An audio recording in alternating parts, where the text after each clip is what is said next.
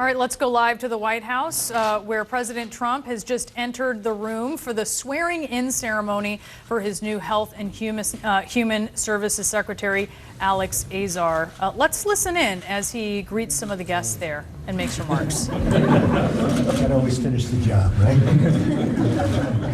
How are you? Thank you. Thank you very much. It's a very special day for me because we've been looking for this day for a long time. I'm thrilled to be here to administer the oath of office to America's new Secretary of Health and Human Services, Mr. Alex Azar. Come here, Alex. He's going to get those prescription drug prices way down as a little bit of an extra, right? It's going to come rocketing down. Alex is joined today by his father, Alex. Thank you. Congratulations. Of course, I'll only say congratulations if he does a great job, right? Which I know he will. Which I know he will. Huh? We have no doubt. You're right. I don't either. His wife, Jennifer, his daughter, Claire, his son, Alex, his sister, Stacy, and her family, and his sister-in-law, Beth, and her husband, and numerous friends.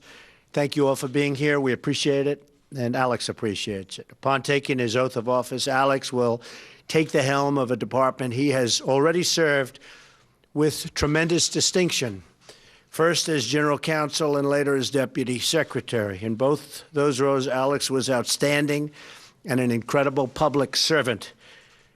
People talk about him to this day. He was instrumental in improving the department's operations and advancing its emergency response capabilities. Alex knows inside and out the impact of government policy on patients, healthcare, and prices. As the former president of Lilly USA, big company, great company, and he did an incredible job, Alex brings invaluable private sector experience to complement his years of public service.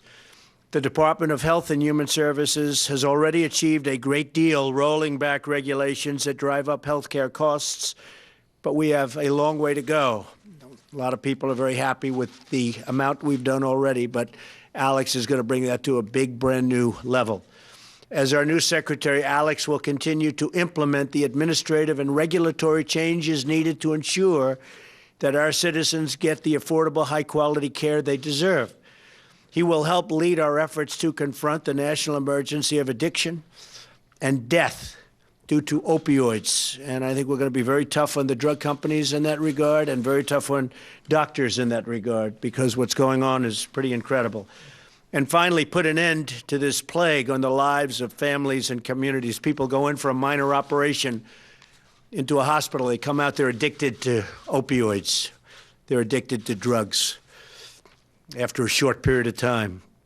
We have to get the prices of prescription drugs way down and unravel the tangled web of special interests that are driving prices up for medicine and for really hurting patients. And we're going to get that done. That's going to be so important.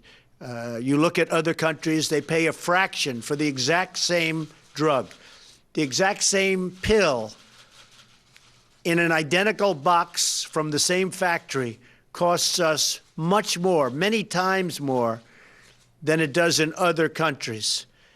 And nobody knows that process better than Alex, and we're going to get it done because it's very unfair to our country.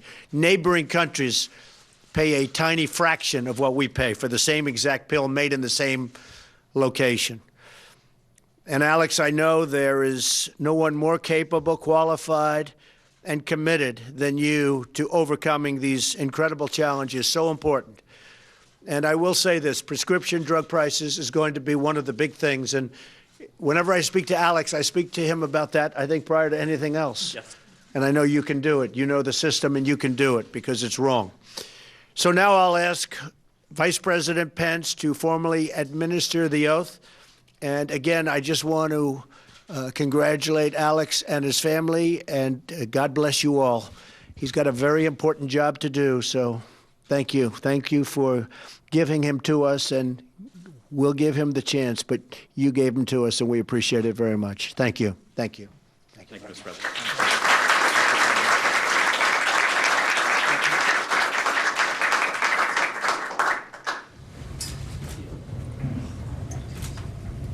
Place your left hand on the Bible, raise your right hand, and repeat after me.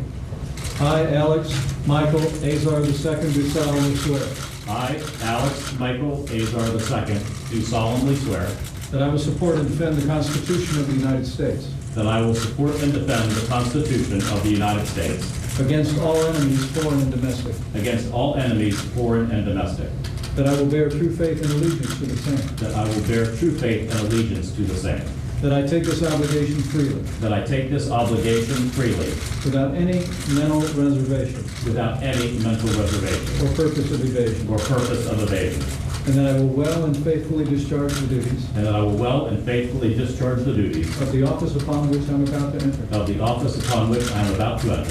So help me God. So help me God.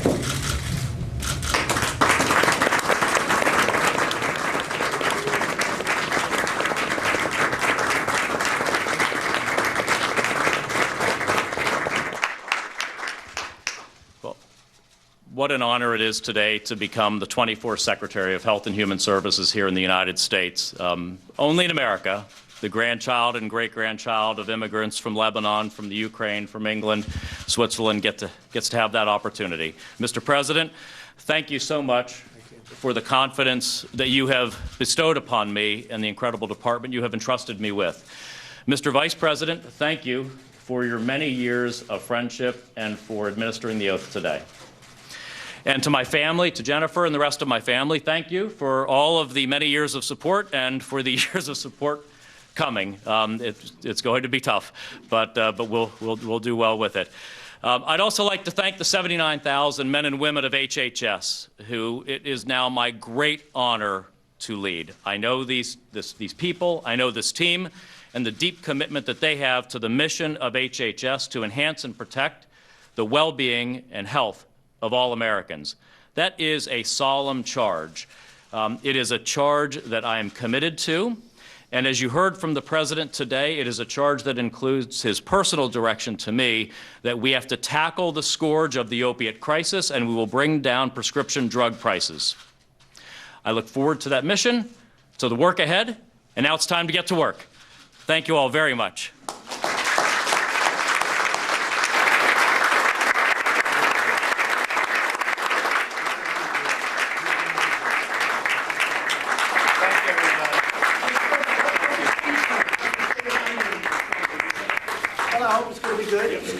We worked on it hard, cover a lot of territory, including our great success with the markets and with the tax cut. And it's a big speech, an important speech. We cover immigration, and for many years, many years, they've been talking immigration. They never got anything done. We're going to get something done.